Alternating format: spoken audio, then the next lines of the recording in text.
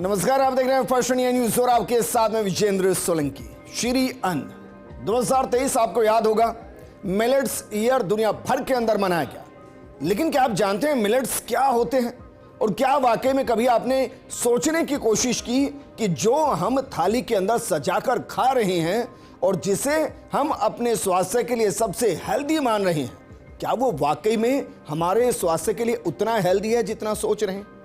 मैं गारंटी से कह सकता हूं, आपकी थाली के हर दिन के आहार में 90% चीजें ऐसी होंगी जो शायद आपके इस शारीरिक मशीनरी के लिए बनी ही नहीं है। जैसे गेहूं और चावल आज हर घर का हिस्सा है, लेकिन क्या इससे शरीर का हिस्सा होना चाहिए?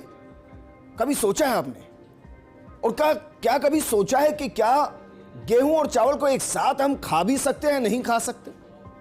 आज हम आपके लिए एक ऐसा प्रोग्राम लेकर आए हैं जिसके बाद आपको शायद ये एहसास हो कि सिर्फ खाना महत्वपूर्ण नहीं है, जो आज खा रहे हैं वो भी महत्वपूर्ण नहीं है। और अगर हम बीमार हो रहे हैं, बच्चे बीमार हो रहे हैं, युवा बीमार हो रहे हैं और उनको पाचन समस्या से लेकर थायराइड हो, बीपी हो, शुगर हो, अगर ये हो रहा है तो क्या हमारी दिनचर्या की वजह से हो रहा है, खाने की वजह से? आज इसी पर हमारा ये प्रोग्राम और बेहद खास पैनल इस पर हमारे साथ मौजूद रहेगा, क्योंकि आज हम चर्चा करने वाले हैं असल मायने में जो है श्री अन्न।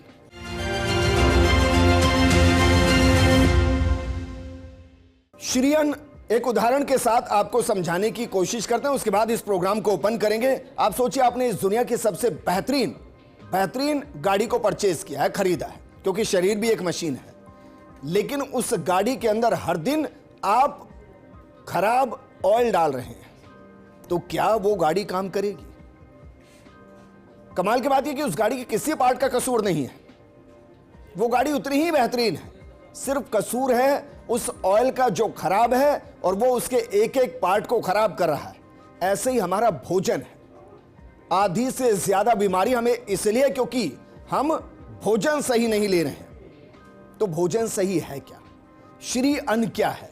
जिसे आज तक हम श्री अन्न मान रहे हैं, वो श्री अन्न है भी या नहीं है? इस पर बात करने के लिए स्टूडियो में हमारे साथ मौजूद हैं अशोक शर्मा जी, मिलेट्स आचार्य, रिटायर्ड बैंक मैनेजर छत्तीसगढ़ से। हमारे साथ मौजूद हैं अजय गुप्ता जी, रिटायर्ड आईएफएस हैं, अधिकारी हैं, चेयरमैन हैं SCAC के। साथ में हमारे साथ है राकेश गर्ग जी, जो कि समाज सेवी हैं, राजस्थान स्वास्थ्य योग परिषद से जुड़े हैं, संस्थापक सदस्य हैं विकसित भारत संकल्प संस्थान के। शुरुआत करना चाहेंगे अशोक जी आपके साथ, क्योंकि मैं व्यक्तिगत भी मान रहा हूं कि प्रोग्राम शुरू करने से पहले जब मैं 10 मिनट इनके साथ बैठा तो इन्होंने भी मुझे श्री अन्न को लेकर एक बड़ी कंफ्यूजन थी जिसको दूर किया। तो सर, सबसे पहले बताइए, आज जो हम जिसको श्री अन्न कह रहे हैं, बाजरा, रागी, जौ, चना, ये श्री अन्न है या इससे इतर कुछ श्री अन्न है? तो मैं आप सभी को नमस्कार करता हूं। और मिलेट्स मैन ऑफ इंडिया जो डॉक्टर खादरवली जी हैं, जिनको 2023 में पद्मश्री अवार्ड मिला है, इन्होंने मिलेट्स में पिछले 30 साल से काम कर रहे हैं और इन्होंने रिसर्च किया है और इन्होंने मिलेट्स को 3 कैटेगरी में बांटा है: पॉजिटिव ग्रेन्स, न्यूट्रल ग्रेन्स और निगेटिव ग्रेन्स। तो पॉजिटिव ग्रेन्स में इन्होंने ऐसे 5 मिलेट्स रखे हैं जो हम बहुत कम लोग जानते हैं, जो बंजर ज़मीन में कम पानी में उगने वाले घास की अनाज है, जिसमें है कंगनी है, सावा है, कोदो है, कुटकी है, छोटी कंगनी है। अब इस फसल में पानी कम लगता है, तो इस फसल में मानव शरीर के जितने भी पोषक तत्व हैं, niacin, riboflavin, thiamine, carotene, iron, calcium, phosphorus और अत्यधिक मात्रा का फाइबर है, जिसके कारण ये शरीर में हमें स्लो ग्लूकोज रिलीज़ करता है। जैसे एक हॉस्पिटल में पेशेंट को ग्लूकोज हम धीरे धीरे बूंद बूंद देते हैं और बॉडी को न्यूट्रिशन मिलने से बॉडी हील कर जाती है। तो ये 5 अनाज हमारे मानव शरीर के लिए, हमारी आंतों के लिए सबसे बेस्ट डिज़ाइन है। एक बार फिर बताइए सर, मैं ही 5 को रिकॉल नहीं कर पा रहा हूं, क्योंकि मैंने इनके बारे में सुना ही नहीं कभी। तो इससे हैं? हाँ, इसमें कंगनी मिलेट जिसको बोलते हैं फॉक्सटेल मिलेट, सावा मिलेट को बनियाड मिलेट बोलते हैं, कोदो मिलेट्स को कोडो मिलेट्स बोलते हैं और कुटकी मिलेट्स को लिटिल मिलेट्स बोलते हैं और छोटी कंगनी या हरी कंगनी को बोलते हैं ब्राउन टॉप मिलेट्स। ये 5 पॉजिटिव मिलेट्स है और ये 5 मिलेट्स को यदि हम 2 से 3 महीना यूज़ करें तो हमारे शरीर की हर बीमारियों में लाभदायक और कई बीमारियां ख़त्म हो सकती है। और इसका मैं लाइफ एग्जांपल्स हूँ। मेरे फैटी लीवर था, 15 केजी पेट मेरा बाहर निकला हुआ था, यूरिन इन्फेक्शन था, घुटनों का दर्द था और मेरे हार्ट में 5 ब्लॉक्स हैं। लेकिन मैं ये 2 साल से मिलेट खा के अपनी बॉडी का पूरा वेट कम किया और अभी मैं 2 साल से कोई भी मेडिसिन नहीं ले रहा हूँ। ठीक है सर, लेकिन मैं फिर वापस आता हूँ क्योंकि मैं भी नहीं जानता और ज़्यादातर लोग भी नहीं जानते। तो मुझे ये बताइए कि ये जो आप 5 मिनट्स बता रहे हैं ये कहाँ पैदा हो रहे हैं फ़िलहाल हिंदुस्तान में, और पर केजी क्या रेट है इनका? ये भारत के हर जगह उग रहे हैं। अभी राजस्थान में गंगानगर में उग रहे हैं, अभी जोधपुर में उग रहे हैं। भारत की कोई भी भूमि में किसी भी जगह जहाँ पानी नहीं रुकता हो, पहाड़ी एरिया हो, बंजर ज़मीन हो, बस आप इसको जोत दीजिए और 1 या 2 बरसात आया तो ये अपने आप उगने वाली घास है। C4 ग्रॉस है ये। ठीक है। और इसके रेट्स ऐसे हैं कि 1 किलो कोदो को यदि हम बनाते हैं तो जैसे हम 1 किलो चावल को बनाते हैं तो 4 से 5 लोग खाते हैं, और 1 किलो कोदो को बनाते हैं तो 30 लोग खाते हैं। और इसका रेट जैसे है कि कोदो का 150 रुपीज़ 1 kg है, डिवाइडेड बाई 30 करें तो एक आदमी का 5 रुपीज़ कॉस्ट है। ये पौधा खाना पड़ेगा इसका? नहीं, अनाज का रेट खाना पड़ेगा ना सर? बिल्कुल। तो क्या रेट है अनाज इसका? 150 रुपये है, 180 भी है, 200 भी है, और इसमें से सबसे महंगा है वो ब्राउन टॉप है जो 280 रुपये kg है। ठीक है। लेकिन वो 30 टाइम्स का भोजन है, इसलिए 1 टाइम का भोजन हमारी 6 रुपीज़ या 7 रुपीज़ ही आता है। ठीक है, वापस मैं आपके पास आऊँगा क्योंकि बहुत से सवाल हैं। लेकिन अजय गुप्ता जी, भाई मैं तो बहुत बेसिक चीज़ें जानता हूँ कि लोग ज़्यादातर तो गेहूं ही खा रहे हैं, ज़्यादातर तो चावल ही खा रहे हैं, और जब 2023 में मिलेट्स ईयर भी मनाया गया तब भी इन नामों को कभी रखा गया हो ये मैं बहुत ज़्यादा कंफर्म नहीं, क्योंकि हाँ ये मैंने सुना कि भाई बाजरा है, जौ है, रागी है, इनको आप मिलेट्स कह रहे हैं, तो इनके बारे में तो कहीं मैंने सुना ही नहीं। देखिए, आज स्थिति यह है कि घर घर में बीमारी है, और जब अपन देखते हैं कि बीमारी क्यों है तो उसका मेन रीज़न आता है कि अपना खान पान। और खान पान में सभी जानते हैं कि गेहूं चावल कितने नुकसानदायक हैं। आपने एक नॉवल भी पढ़ा होगा, एक शायद व्हीट बेली के नाम से भी है, वगैरह वगैरह। आजकल तो बच्चों को भी ज्ञान हो गया है कि गेहूं और चावल नुकसानदायक है। तो इसीलिए पिछले कुछ वर्षों में आपने देखा हो तो एक सोसाइटी में बड़ा अच्छे से चल रहा है मिलेट्स का। हालांकि इसकी शुरुआत जो है वो प्रधानमंत्री महोदय ने की और इंटरनेशनल ईयर ऑफ मिलेट्स भी मनाया गया। डॉक्टर खादरवली जो इसके जनक हैं, यूनाइटेड नेशंस में इंटरनेशनल ईयर ऑफ मिलेट्स मनाया गया। इनको मिलेट मैन ऑफ इंडिया के नाम से जानते हैं। इनको पद्मश्री 2023 में अवार्ड किया गया। यहाँ तक कि आप देखिए कि जो G20 का समिट हुआ उसमें जो 20 कंट्रीज़ के हेड ऑफ़ द स्टेट्स आए थे, सभी को 6 के 6 मील्स जो हैं सारे भोज जो है मिलेट बेस्ड थे। यूनाइटेड स्टेट्स में USA में जब मोदी साहब गए तो वहाँ उन्होंने मिलेट बेस्ड भोज कराया। तो इसके लिए मिलेट्स कौन से सर? वो मिलेट्स जो हमें अशोक जी बता रहे हैं वो, या जो हमें सब बता रहे हैं कि बाजरा है, रागी है, जो है, ये मिलेट्स कौन से मिलेट्स का भोजन कराया? देखिए, सभी 5 पॉजिटिव मिलेट्स भी, और बाजरा मक्का भी नुकसान के नहीं है। जहाँ it is a common poor men's food कहना चाहिए, लेकिन न्यूट्रल मिलेट है, उसकी कोई निगेटिविटी नहीं है। जैसे गेहूं चावल की निगेटिविटी है, इनकी कोई निगेटिव वैल्यू नहीं है।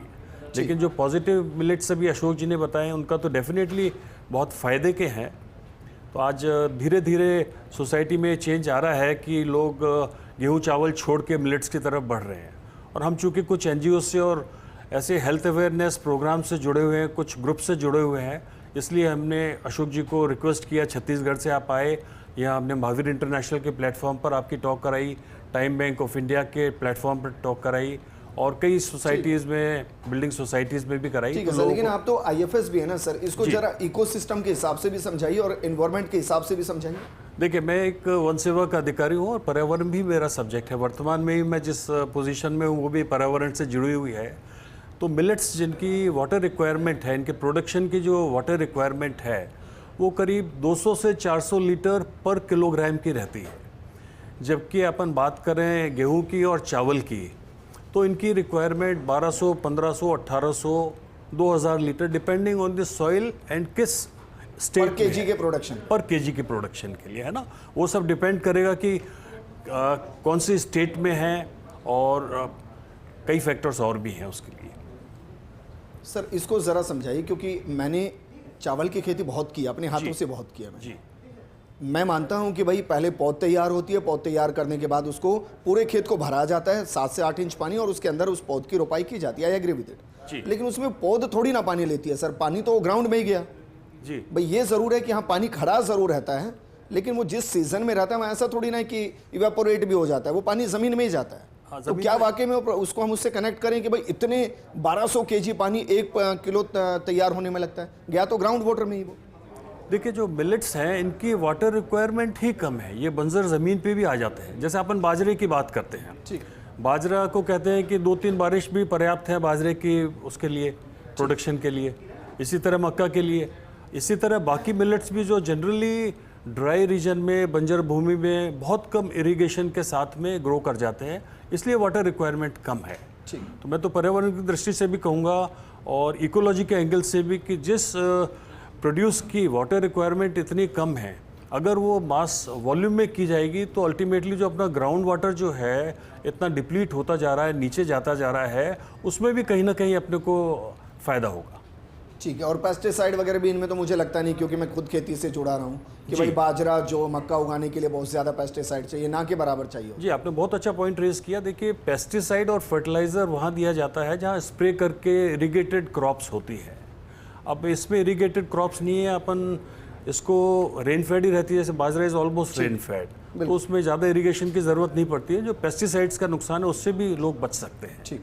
लेकिन सर बाजरा तो आप फिर उस श्रेणी में रख रहे हैं ना जहाँ फायदा भी नहीं नुकसान भी नहीं है। जी, हम तो उस मिलेट्स की बात कर रहे हैं जिससे फायदा ही फायदा है। जी, उसके लिए भी पानी कम चाहिए। हाँ, बिल्कुल कम चाहिए, और सारे इन्वायरमेंट में हो सकता है, बिल्कुल बिल्कुल, देश के किसी कोने में हो सकता है। मैं इसलिए कह रहा हूँ क्योंकि कहीं पर गन्ने की पैदावार ज्यादा है, कहीं गेहूं की है, कहीं बाजरा है, तो कहीं जौ मक्का है। हाँ। तो क्या हम जो 5 मिलेट्स कह रहे हैं, जिन्हें हम रियल मिलेट्स कह रहे हैं, हाँ, उनको कहीं भी उगा सकते हैं? कहीं भी आ सकते हैं, इवन बंजर भूमि पर आ सकते हैं। ठीक है जी। राकेश गर्ग जी, इसको हेल्थ पर्सपेक्टिव से जरा बताइए, क्योंकि सर ये बड़ा कंफ्यूजन है। और जिस तरीके से अशोक जी कह भी रहे हैं कि भाई मैक्सिमम बीमारी को हम इससे ही सही कर सकते हैं कि हम अपने खाद्यान्न को सही कर लें, क्या वाकई में ऐसा होता है?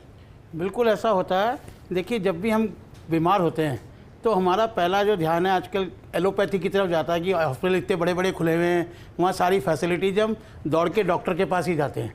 हमने कभी ये सोचने की कोशिश ही नहीं करी कि मानव शरीर बीमार क्यों हुआ, किस कारण से बीमार हो रहा है। तो हमारा ध्यान कभी इस तरफ नहीं गया। जैसे हमारी कहावत भी है, prevention is better than cure. तो अगर हम इसके ऊपर ध्यान लगाएं तो हमें मालूम चलेगा कि हम जो खा रहे हैं, शरीर में डाल रहे हैं, क्या हम उसकी वजह से बीमार हो रहे हैं, तो क्यों नहीं उसको अगर हम सही कर लें तो हमारी बीमारियां ठीक हो सकती है। तो ये डॉक्टर खादरवली सर जो हैं, इन्होंने पिछले 30 साल से खाली अन्न पे रिसर्च किया है और इनका बहुत वाइड रिसर्च है। इनकी रिसर्च की ये फाइंडिंग्स है कि जो ज़्यादातर लोग गेहूँ और चावल खा रहे हैं, क्या उसकी वजह से बीमार हो रहे हैं। और उसको उन्होंने जब रिसर्च कर करके फाइंडिंग्स लाए और लोगों को इसको खाने के लिए मना किया कि भाई इसको आप नहीं खाएंगे, इसके जगह ये अनाज खाएंगे तो आप अपनी बीमारियों को ठीक कर पाएंगे। सर ये कहाँ रिसर्च पेपर हम देख सकते हैं? नहीं, और ये इसके कहाँ पब्लिश हुए या किसने अप्रूव किया इनको? नहीं, देखिए, रिसर्च पेपर की जहाँ तक बात है, वहाँ इनके प्रयोग किए गए। क्योंकि शुरू में क्या, ह्यूमन जो होता है हेजिटेंट होता है नई चीज़ को अडॉप्ट करने पे, पर जो लोग मजबूर थे कि भाई बीमारियां उनकी बहुत साल से डॉक्टरों की दवाई चल रही है, ठीक नहीं हो पा रही थी, तो उन्होंने डॉक्टर खादरवली कहने से उनको कंज्यूम करना चालू किया। ठीक है। तो उनको जब कंज्यूम किया तो उनको बहुत अच्छे रिजल्ट्स मिले, वो ठीक होते गए। तो वो एज ए टेस्टिमोनियल यूट्यूब पे सब लोगों के अपने अनुभव हैं और हज़ारों लोग इससे ठीक हुए हैं, सभी बीमारियाँ ठीक हुई है। मतलब थायराइड ठीक हुआ है, कैंसर ठीक हुआ है लोगों का, जिसने इसका अपना प्रोटोकॉल है हर बीमारी का अलग अलग, तो उस प्रोटोकॉल के अनुसार लेने से सभी बीमारियों में, क्योंकि जाहिर है लोग सर्च करेंगे। हाँ, आप बताइए कौन कौन सी बीमारियां जिनके इलाज हो गए और खाने से ही हो गए, दवाई नहीं खानी पड़ी? जैसे अभी सबसे मोस्ट कॉमन बीमारी है बीपी, शुगर, थायराइड, ये सभी जो है बहुत आराम से ठीक की जा सकती है। कैंसर है जो अब धीरे धीरे काफ़ी तेज़ी से ग्रो कर रहा है, तो कैंसर के भी सभी स्टेजेस के मरीजों ने जिन्होंने इसको पूरा फॉलो किया है प्रोटोकॉल को 100%, उनको पॉजिटिव रिजल्ट्स मिले हैं। एंड जिनको डॉक्टर्स ने बोल दिया, नहीं, आप ये कह रहे हैं कि हम जो गेहूं और चावल खा रहे हैं इससे कैंसर हो रहा है? हाँ सर, ये भी है ना, क्योंकि इसमें डायरेक्टली मतलब यही हो गया ना सर? नहीं, गेहूं और चावल से भी हो रहा है और साथ में उसका जो पकाने का तरीका है। मतलब देखिए, इसका हमारा जो मिलेट्स का प्रोटोकॉल है, इसमें इसको कुकिंग का सिस्टम भी हम समझा रहे हैं कि इसको किस तरीके से पकाना है, किस तरीके से वॉश करना है। इनकी इतनी माइन्यूट रिसर्च है कि इसको कैसे धोना है। हम लोग जब कोई भी चीज़ वॉश करते हैं हम उसको बहुत रगड़ रगड़ के धोते हैं। मिलेट्स के लिए हम ये कहते हैं कि इसको रगड़ रगड़ के ज़्यादा नहीं धोना है, बार बार नहीं धोना है।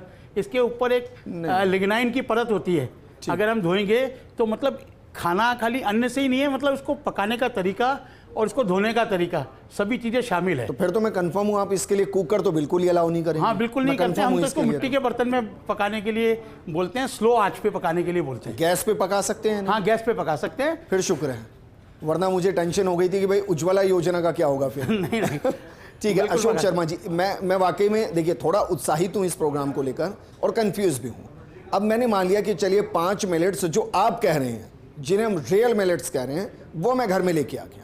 अब मेरे 2 सवाल हैं। पहला सवाल तो ये है कि भाई क्योंकि आजकल मैं बहुत देख रहा हूँ और 90% घर जो मिलेट्स खा रहे हैं वो रागी, ज्वार, बाजरा, मक्का और भी सब चीजों को आटे के साथ मिलाते हैं, फिर रोटी पकाते हैं और फिर खाते हैं। तो पहले तो ये बताइए क्या ये होना चाहिए, नहीं होना चाहिए, पहला सवाल। और जो आप 5 रियल मिलेट्स कह रहे हैं, इनको ऐसे मिलाकर खाना है या नहीं खाना?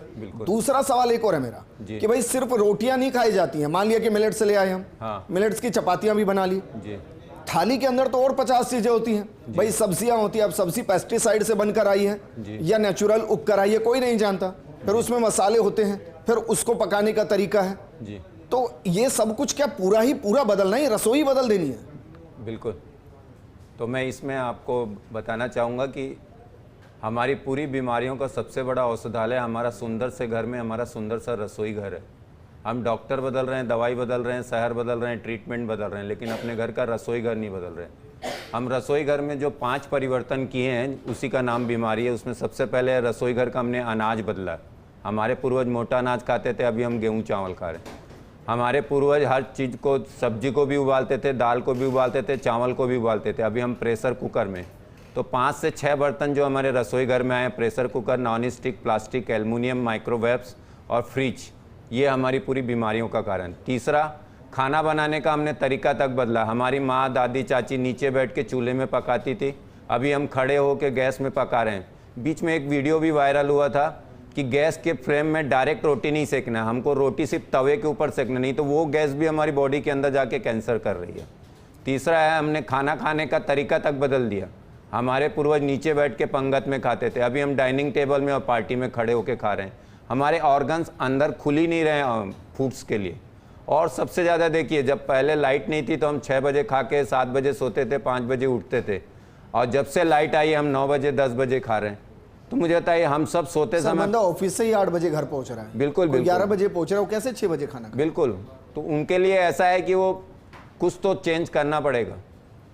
और जैसे है कि जैसे हम सोते समय हल्का कपड़ा पहनते हैं, तो सोते समय हमारा पेट भी तो हल्का होना चाहिए, और हमारा पेट हल्का होगा जब हम 6 बजे खा लेंगे, क्योंकि हमारी पेट की एनर्जी सूर्य की एनर्जी के साथ चलती है। नहीं, लेकिन मेरे सर सवाल बहुत अलग थे। मैं ये कह रहा था जो 5 आप अन्न बता रहे हैं उनको एक साथ खाना है, अलग अलग खाना है, कुछ तो होगा ना? हाँ, और अगर आप बीमारी के हिसाब से इलाज करें तो फिर मुझे लगता है कि हर बीमारी के हिसाब से उनको खाने का और दिनचर्या का ही तरीका बदल जाएगा। अच्छा, इसमें मेरा एक प्रश्न है कि यदि आपसे एक समय में 5 लोग बात करेंगे तो आपको कुछ समझ में नहीं आएगा, या मुझे एक समय में 5 काम दे तो मुझे समझ में नहीं आएगा। जैसे मैं सुबह गेहूँ खाया, दिन में चावल खाया, बाजरा खाया, तो अंदर का जो न्यूट्रिशन बॉडी का है वो तो कंफ्यूज हो गया ना, गेहूं का लूं, चावल का लूं, बाजरा। इसलिए एक दिन में एक अनाज हमारी बॉडी के लिए सबसे बेस्ट है, क्योंकि वो सही फाइबर जाएगा बॉडी को। सब्जी तो बदलेगी साथ में, मान लिया रोटी तीनों टाइम। मैं ग्रेन अनाज पे बात कर रहा हूँ, सब्जी चलेगी, सलाद चलेगा, दाल चलेगी। ठीक, ग्रेन्स हमारा एक दिन होना चाहिए। जैसे हम सुबह से शाम बाजरा खा रहे हैं तो बाजरा ही खाना है। ठीक है। तो सर ने हर बीमारी में प्रोटोकॉल किया है कि हर अनाज को 2-2 दिन में बदल बदल के खाएं। 2 दिन कोदो खाओ, 2 दिन कुटकी खाओ, 2 दिन कंगनी खाओ, 2 दिन छोटी कंगनी खाओ। तो सर ये बोल रहे हैं कि हमारी चीज़, हमारी लाइफ में वैरायटी होना चाहिए, फ्रेश होना चाहिए, सिंगल होना चाहिए और रोटेशन होना चाहिए। ठीक। अभी हम वो रोटेशन कर नहीं रहे हैं, तो बॉडी को अलग अलग न्यूट्रिशन और अलग अलग विटामिन और ये चीज़ें मिल नहीं रही। मुझे प्रोग्राम वाइंड अप करना है। अजय सर, फाइनल कमेंट मैं आपसे चाहूँगा। एक बार के लिए मैं मान लेता हूँ कि चलिए भाई सरकारें इस तरफ भी ध्यान देंगी, मोटे अनाज की तरफ समाज भी जागरूक हुआ है, सरकार भी जागरूक हुई है, लेकिन जिसे हम रियल मिलेट्स कह रहे हैं उस बारे में तो सर जागरूकता लगभग ना के बराबर है। तो इसको कैसे किया जाए? अभी तो हम वो खा रहे हैं जिनके बारे में कह रहे हैं कि नो लॉस नो प्रॉफिट। देखिए, हमारा यहाँ आपके पास आने का एक उद्देश्य ये भी है कि कम से कम मास अवेयरनेस में आप भी हमारे साथी बने। बिल्कुल। छत्तीसगढ़ से अशोक जी आए हैं, एक रिटायर्ड बैंकर हैं, अपने खर्चे पर स्वयं आए हैं। हमने कुछ समाज सेवी संस्थाओं के जरिए कुछ सैकड़ों लोगों को जागरूक करने का प्रयास किया है, लेकिन हम इस तरह करेंगे तो कितना कर सकते हैं। लेकिन आपके प्लेटफॉर्म से अगर ये बात जाएगी तो मैं समझता हूँ लाखों करोड़ों लोगों तक जाएगी और आप भी इस पुण्य कार्य के भागीदार बन पाएंगे। यही मेरा आग्रह है। सर आप अभी खाते हैं रियल मिलेट्स खाते हैं, मिलेट्स खाते हैं? देखिए, मैं मेरा अनुभव बताऊँ, पिछले 30 मई को अशोक जी भाई साहब यहाँ जयपुर आए थे, हमने इनके 4 प्रोग्राम करवाए थे। उसके बाद से मैं मिलेट डाइट पर हूँ, 100% तो नहीं but 90%। All breakfast. Real millets diet या मिलेट डाइट्स? नहीं, रियल मिलेट, रियल कोदो, कांगना, पॉजिटिव। हाँ, पॉजिटिव मिलेट्स की बात कर रहा हूँ मैं। मेरे 90% मैंने फॉलो किया और हेल्थ में मैं इतना चेंज महसूस कर रहा हूँ। मुझे लोग कॉम्प्लीमेंट दे रहे हैं आजकल, और मैंने महसूस किया करीब 6 किलो मेरा वजन कम हो गया है। जबकि मैं ऑलरेडी योग और बाकी नेचुरोपैथी से भी कम कर चुका था, उसके उपरांत भी इतना मुझे फायदा हुआ है। राकेश सर, आपने अपने घर का अनाज बदल दिया? यस सर, मैंने भी जो है मिलेट डाइट चालू कर दी है, लेकिन जब से हमने ना आपसे अलग कुकर बदल दिया है? हैं? कुकर में ही पक रहा है या कुकर हटा दिया घर से? सर देखिए, अभी मेरे घर में मैं मिलेट खा रहा हूँ, घर के बाकी लोग नहीं खा रहे हैं। बिल्कुल मैं मतलब गलत वो इन्फॉर्मेशन नहीं दूंगा। और मेरा जो पका के मैं अपने आप खाता हूँ, अपने तरीके से खाता हूँ, जैसा अशोक जी ने बताया। अब इस 1 महीने के दौरान में मेरे को 15 दिन बीच में बेंगलोर जाना पड़ा, 2 दिन अभी MP जाना पड़ा, तो उस वक्त मैं मिलेट डाइट को कंटिन्यू नहीं कर सका। पर जयपुर में घर में मैं अपनी मिलेट डाइट को फॉलो कर रहा हूँ। Positive millets? हाँ, पॉजिटिव मिलेट। कहाँ से खरीदे आपने सर, कहाँ से खरीदे? यहाँ जयपुर में अवेलेबल है, मतलब there are organization, they are dealing with millets. और क्या क्या प्राइस है सर? मेरे को करीब 750 रुपये में 5 किलो मिलेट मिलते हैं, 5 अलग अलग तरह के मिला करके। और वो तो आपके 2 महीने के लिए काफ़ी आई थी? हैं? 2 महीने के लिए? हाँ बिल्कुल है, तो इसमें कोई कॉस्टिंग नहीं आ रही है। और मैं आपको ये बताना चाहूँगा, जब सर ने प्रोग्राम किया पहला मेरे राजस्थान योग सेंटर मालवीय नगर में, तो उस वक्त मैं 100 लोगों के लिए राबड़ी बना के ले गया मिलेट की, अकेला। उसका सारा प्रिपरेशन मैंने किया अलोन। मतलब फिर हम आपसे खफा रहेंगे सर, आप हमारे लिए नहीं लेकर आए हैं। नहीं, हम लेके आएंगे आपके लिए, शुक्रिया, पूरे स्टूडियो वालों के लिए लेके आएंगे। शुक्रिया, बहुत शुक्रिया राकेश सर हमारे साथ जुड़ने के लिए। अशोक सर आपका भी शुक्रिया, और अजय सर आपका भी शुक्रिया। देखिए, प्रोग्राम हम इसलिए लेकर आए आपके लिए कि आप सब श्री अन्न खा रहे हैं, लेकिन बहुत अच्छा उदाहरण दिया कि भाई 5 लोग आपसे एक साथ बात करेंगे कि आप सुन पाएंगे? नहीं सुन पाएंगे। बिल्कुल ऐसे खाने के साथ भी है। आप एक खाना या एक अन्न को आप चूज कीजिए, उसको 2 दिन तीनों टाइम खाइए और फिर दूसरे अन्न पर आइए। उसका अन्नकूट मत बनाइए कि भाई एक ही पूरे बॉक्स के अंदर आपने 5 अन्न को डाल दिया, उनको मिक्स कर दिया, अब उनको खा रहे हैं। क्योंकि बॉडी का एक डाइजेस्टिव सिस्टम है, बाइल जूस क्रिएट होता है, बाकी एंजाइम्स क्रिएट होते हैं, वो उसी हिसाब से होंगे जैसा आप खाएंगे। और इसी वजह से जब आप ये सब करते हैं ना, तभी डाइजेस्टिव सिस्टम बिगड़ता है और उसकी वजह से अनेकों बीमारी आती है। ये प्रोग्राम हमने इसलिए किया ताकि श्री अन्न, पॉजिटिव श्री अन्न कौन सा है, ये आपको जानकारी मिल सके। इस प्रोग्राम में फिलहाल इतना ही। आप बने रहिए फर्स्ट इंडिया न्यूज के साथ, क्योंकि खबरों का सिलसिला लगातार जारी है। नमस्कार।